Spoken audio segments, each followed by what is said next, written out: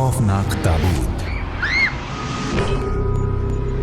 निशा ताबूत के नजदीक बैठ गई। यश भी घुटनों के बल उसके करीब बैठ गया और दोनों ने जोर लगाकर ताबूत का ढकना उठा दिया।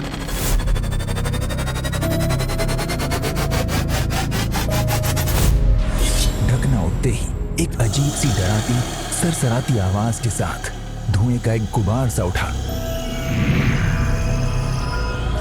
और उसके साथ ही एक बड़े बड़े दांतों वाला खौफनाक सा ड्रैकुला एक चरचराहट के साथ उठा।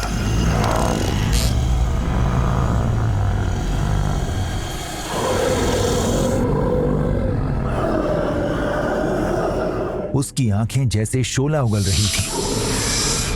उस पर नजर पड़ते ही यश की जोर की भयभीत चीख निकल पड़ी। उसकी चीख के साथ ही कमरे की सारी लाइट ऑफ हो गई।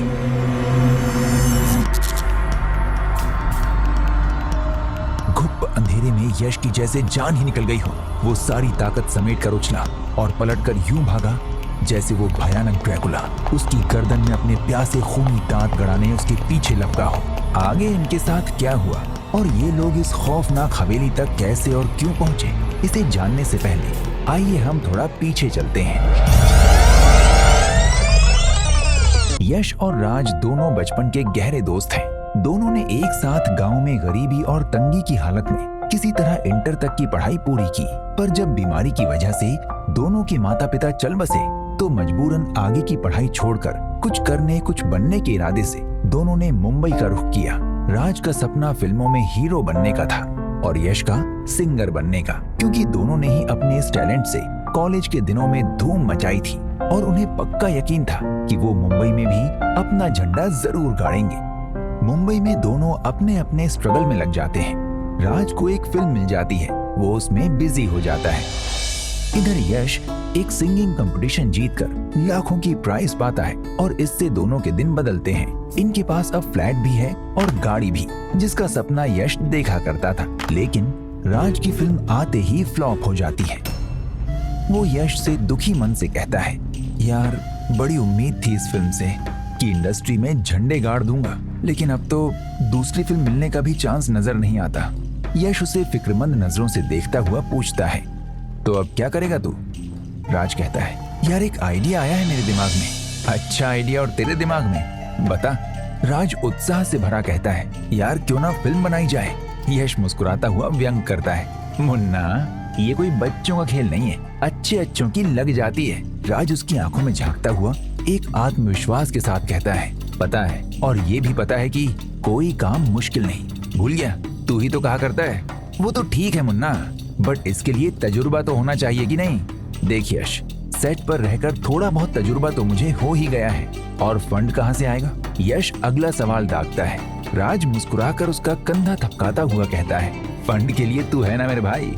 यश हंसता है, अच्छा बंदूक भी मेरे ही कंधों पर। राज हौसले के साथ कहता है, मैं कोई शिकार नहीं करने चला हूँ भाई, ईमानदारी से एक अच्छी फिल्म बनाना चाहता हूँ। लेकिन मुन्ना थोड़े बहुत तजुर्बे से तू तो डुबा देगा मुझे। अरे डोंट वरी, किसी अच्छे से डायरेक्टर से बात कर लेंगे। अच्छा तो फिर मैं कहानी लिखना शुरू कर दूं? यश जोश में बोला, भाई अब तूने की है सब कुछ डुबोने वाली बात। राज ने उसे एक धौल जमाते हुए कहा, अच्छा मैंने डुबोने की बात की है, फंड लेनी है कि नहीं? यश ने बुरा मानते हुए कहा। राज उसे मनाते हुए कहता है, यार प्रोफेशनल लिखने वाले मर गए हैं क्या? किसी बढ़िया फिल्मी राइटर को पकड़ते हैं ना। कोई है तेरी नजर में, मतलब कोई जान पहचान का? यश पूछता है, हाँ भाई, मैंने जिस फिल्म में काम किया है ना, उसका राइटर बहुत अच्छा है। अच्छा, इसीलिए फ्लॉप हो गई ना तेरी फिल्म?